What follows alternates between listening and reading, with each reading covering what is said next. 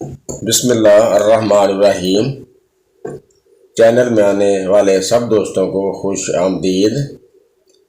ایک بار درود پاک پڑھ لیں، چینل کو سبسکرائب لازمی کر لیں۔ ایسا کیا عمل تھا اس کا اسٹیج پر فقیر محمد کا نام پکارا گیا تو آہستہ سے اٹھ کر اسٹیج کی طرف چل دیا۔ فقیر محمد شکل سے بھی فقیر ہی لگتا تھا، غربت اس کے چہرے پر گویا چشمہ تھی۔ ایک مل میں کام کرتا تھا اور تنخواہ کی چرس پی جاتا یا تھوڑا بہت گھر دے دیتا۔ تنخواہ میں گزارا کہاں ہوتا بلا، تو کبھی کسی سے ادھار مانگتا تھا۔ اب تو لوگ ادھار بھی نہیں دیتے تھے۔ اس کے 2 بچے اور بیوی تھی، بیوی صابر تھی، جو بھی دے دیتا اسی میں گزارا کر لیتی۔ وہ اسٹیج کی طرف چلا تو لوگوں میں چہم گوئیاں شروع ہو گئیں۔ ہر کسی کا یہی خیال تھا کہ اس بار بھی انکار کر دے گا۔ یہ مل مالکان کی طرف سے ہر سال کسی ایک خوش نصیب ورکر کو حج پر بھیجنے کی تقریب تھی، جس میں پچھلے 2 سال کی طرح اس سال بھی فقیر محمد کا نام ہی آیا تھا۔ پچھلے 2 سال حج پہ نہ جانے کی بجائے فقیر محمد نے حج کے خرچے کے پیسے لے لیے تھے، اور اس سال بھی اس کا نام نکل آیا تھا۔ اس چرسی کے نصیب میں بلا اللہ تعالیٰ کے گھر کی زیارت کہاں۔ یہ حاجی وحید حسن تھا جو اپنے کولیگز کو کہہ رہا تھا۔ حاجی وحید 6 ماہ پہلے عمرہ کر کے آیا تھا اور اب اپنے نام کے ساتھ حاجی بھی لکھتا تھا۔ حالانکہ حاجی صاحب وہاں جا کر آنے کو تو دل ہی نہیں کرتا کسی کا بھی، اور یہ بدقسمت جانے کی بجائے پیسے لے لیتا ہے۔ یہ شیخ ایوب تھا جو حاجی وحید سے مخاطب تھا۔ یہ بھی عمرہ کر چکا تھا اور شاید جتانا چاہ رہا تھا کہ میں بھی حاجی ہوں۔ فقیر محمد اسٹیج پہ پہنچ چکا تھا۔ میل مالک شیخ عمر نے اسے مبارکباد دی اور کہا، بھائی فقیر محمد تیاری کر لو۔ فقیر محمد نے ایک نظر اپنے کولیگز پر ڈالی اور آہستہ سے بولا، میں حج پر نہیں جاؤں گا، مجھے پیسے دے دیں۔ وہاں موجود تمام لوگوں کو شاید اسی جواب کی توقع تھی۔ کسی کے چہرے پر بھی حیرانگی نہیں تھی۔ شیخ عمر ذرا سا مسکرائے اور بولے، اس دفعہ ہر صورت تمہیں حج پہ جانا ہی ہوگا۔ فقیر محمد، جناب میں کیا کروں گا حج پہ جا کے؟ آپ مجھے پیسے دے دیں۔ فقیر محمد نے دھیمی سی آواز میں کہا، نہیں فقیر محمد، اس بار تمہیں حج پہ جانا ہی ہوگا۔ شیخ عمر بھی گویا اسے بھیجنے کا تہیہ کر چکے تھے، مگر فقیر محمد کا ایک ہی جواب تھا، جناب میں کیا کروں گا جا کر، میں گناہ گار آدمی ہوں، چرسی ہوں، میرا کیا کام وہاں، اور ویسے بھی صاحب جی مجھے پیسوں کی ضرورت ہے۔ ٹھیک ہے، اگر تم حج پر جاؤ تو پورے سال کی تنخواہ بونس کے طور پر دوں گا۔ شیخ عمر نے آفر کی تو فقیر محمد کی آنکھوں میں چمک سی آ گئی، کہنے لگا، ٹھیک ہے صاحب میں راضی ہوں۔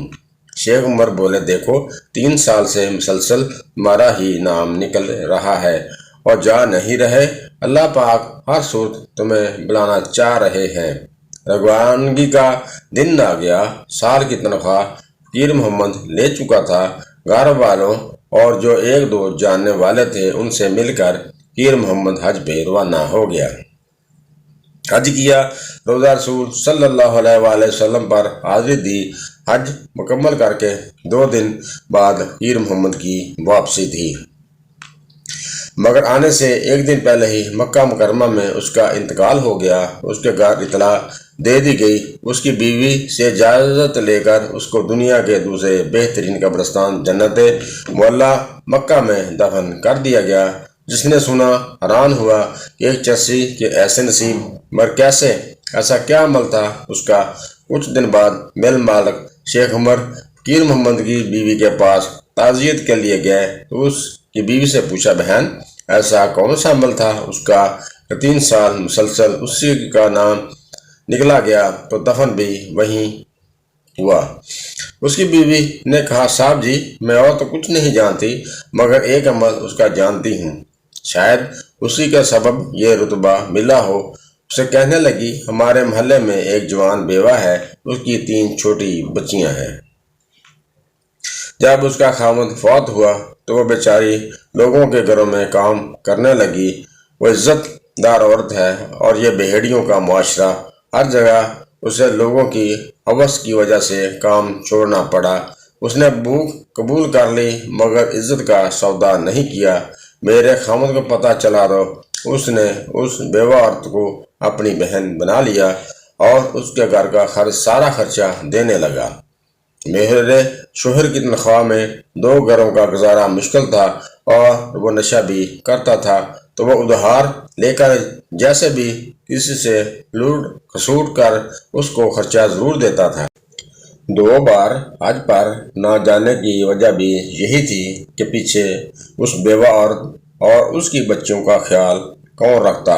اس نے 2 بار حج کے پیسے لے کر بھی انہی کو دیے اور کچھ مجھے۔ وہ اس بار نہیں جاتا اگر آپ اسے پورے سال کی تنخواہ نہ دیتے۔ اس نے پیسے لے کر کچھ گھر کا سامان لیا اور کچھ اور عورت کو لے کر دیا، تب وہ حج پہ گیا۔